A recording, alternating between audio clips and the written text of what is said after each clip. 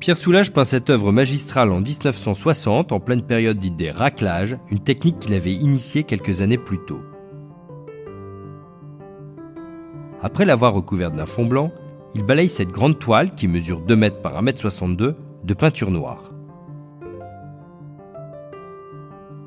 La moitié supérieure gauche est chargée d'un champ sombre et dense, marqué de traces horizontales qui opposent les surfaces lisses aux surfaces rugueuses et les textures mates aux textures brillantes. Quant à la partie droite, les coups de brosse larges et vigoureux y dressent de grandes bandes verticales qui s'étirent vers le bas comme des lestes.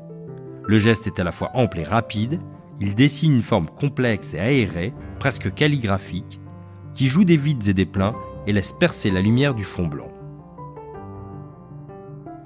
La construction est audacieuse. En plaçant le lourd en haut et le léger en bas, elle crée une diagonale, tandis que la vaste étendue blanche de l'angle inférieur gauche trouve écho dans l'angle supérieur droit et imprime un mouvement ascensionnel à l'ensemble. Dans la peinture encore fraîche, Soulages a fondu le noir épais à l'aide de spatules artisanales aux lames souples pour faire surgir, grâce à la puissance du mouvement, la couleur terre de sienne brûlée sous-jacente. Les pigments se mélangent, le blanc rejaillit sous la couleur brune raclée et tout un panel de transparence plus ou moins profonde apparaît. Ce jeu de disparition-réapparition imprime la toile de relief qui souligne l'étagement des couches.